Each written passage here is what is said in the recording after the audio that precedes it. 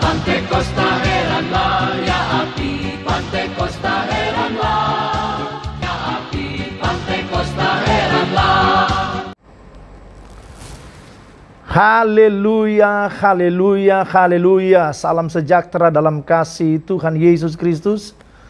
Saya Pastor Fenty Hardisayo akan menyampaikan firman Allah dalam beberapa menit ke depan. Dan biar lewat perenungan ini dapat menjadi berkat dan kekuatan bagi kita semua. Kita tundukkan kepala dan kita berdoa. Bapa, dalam nama Yesus kami mau mendengarkan kabar baik. Biar taburan firman Allah meneguhkan, menguatkan, memotivasi setiap kami yang mendengarkannya. Dalam nama Tuhan Yesus Kristus. Haleluya. Amin. Sahabat TV Pantekosta yang diberkati Tuhan. Senang sekali kalau dapat berjumpa di dalam program ini, dan saya berdoa biar pada kesempatan ini dapat menjadi berkat bagi kita semua. Pembacaan firman Tuhan terambil dalam Injil Matius pasal yang kelima ayat pertama sampai ayat yang ketiga. Demikian firman Tuhan. Ketika Yesus melihat orang banyak itu, naiklah ia ke atas bukit. Dan setelah ia duduk, datanglah murid-muridnya kepadanya. Maka Yesus pun mulai berbicara dan mengajar mereka. Katanya, berbahagialah orang yang miskin di hadapan Allah, karena merekalah yang empunya kerajaan sorga. Malam ini saya akan berbicara tentang ucapan bahagia part yang pertama atau bagian yang pertama. Berbahagialah mereka yang miskin di hadapan Allah. Kemiskinan yang dimaksudkan dengan Yesus di sini tidak ada sangkut paut dengan perekonomian seorang, tetapi kemiskinan di sini berbicara tentang miskin hati. Dalam terjemahan yang lain dipakai kata poor in the spirit atau miskin di dalam roh. Definisi daripada miskin dalam roh yang pertama, tidak menempatkan hati kepada kekayaan dunia. Dengar baik, bahwa Allah tidak melarang kita menjadi kaya. Allah juga tidak melarang kita diberkati secara finansial.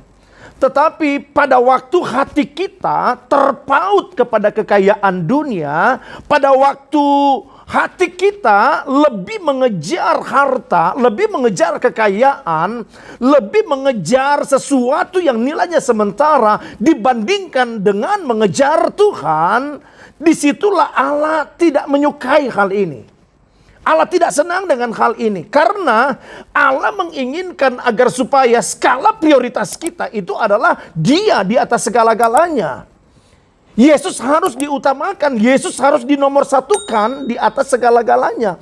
Terkadang ada begitu banyak orang terjebak kepada pengejaran nilai-nilai sementara.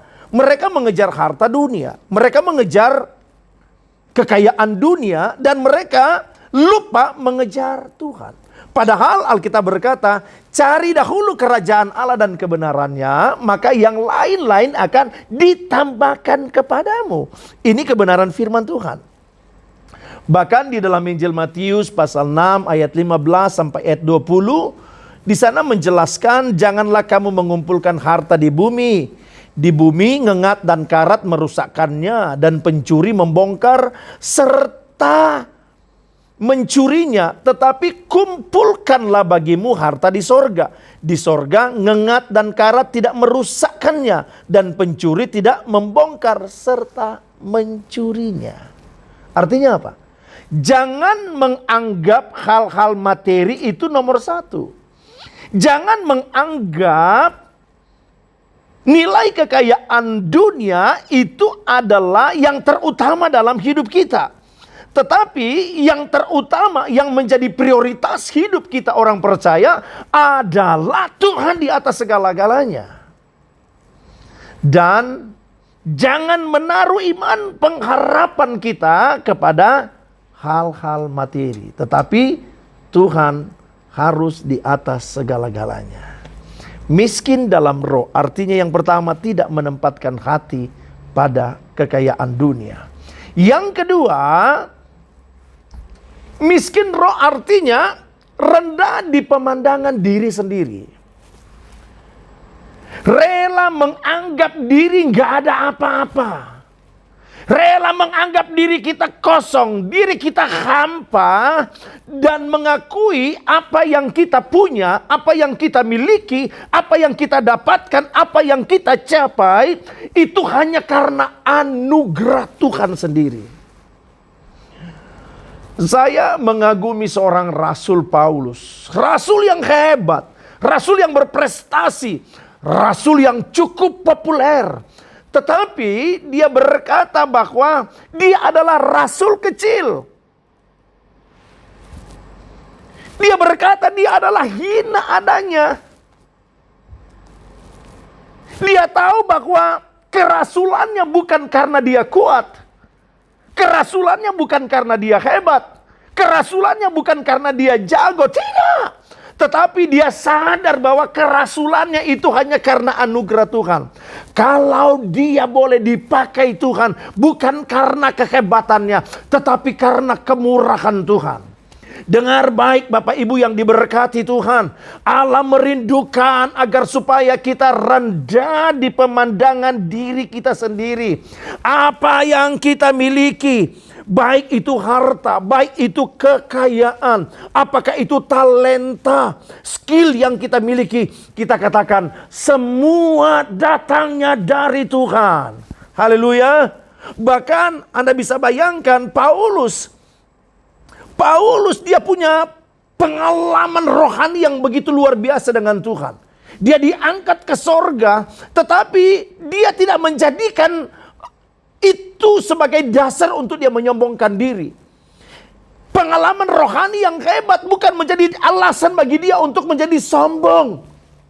Tetapi dia tetap ada dan menjaga kualitas rohani dan hidup di dalam kerendahan hati.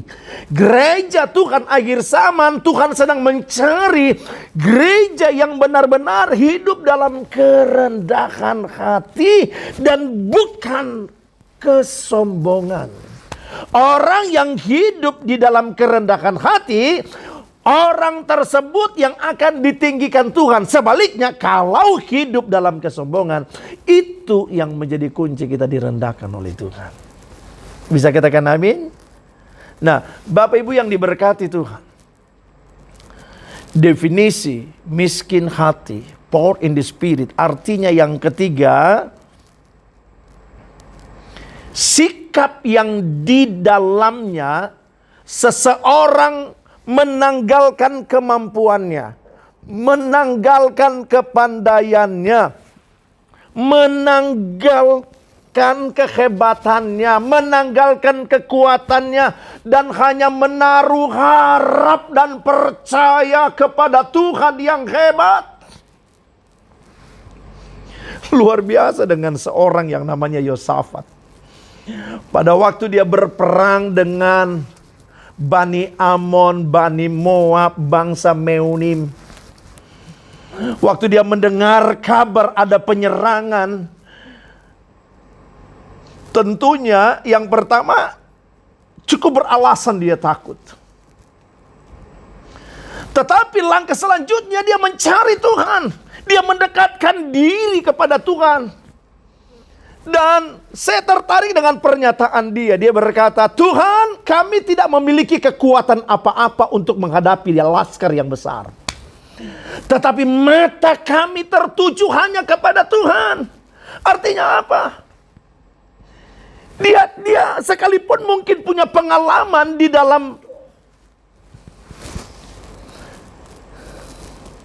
di dalam peperangan. Tetapi itu bukan menjadi dasar bagi dia untuk menyombongkan diri.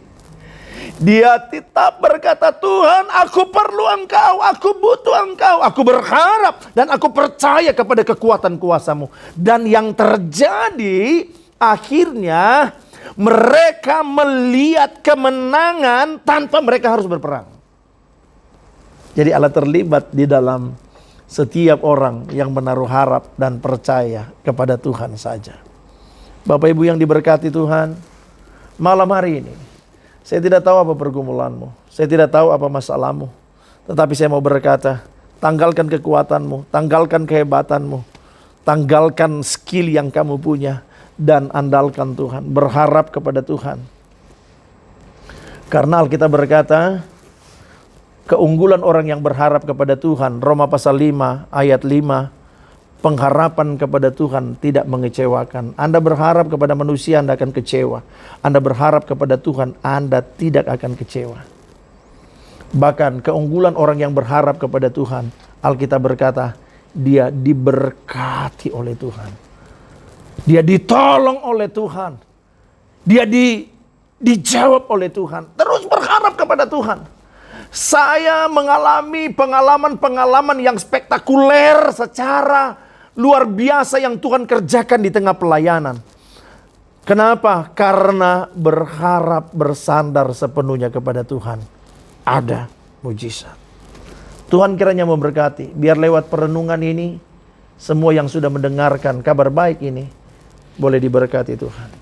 Hamba-Mu berdoa, Tuhan, semua yang mendengarkan kabar baik ini, semua yang mendengarkan kebenaran firman ini, biar mereka boleh dikuatkan, mereka boleh dipuaskan, mereka boleh diteguhkan, mereka boleh diperbaharui, maka mereka diberkati. Yang lemah dikuatkan, yang susah dihiburkan, yang sakit disembuhkan, dalam persoalan masalah diberikan solusi dalam nama Tuhan Yesus Kristus.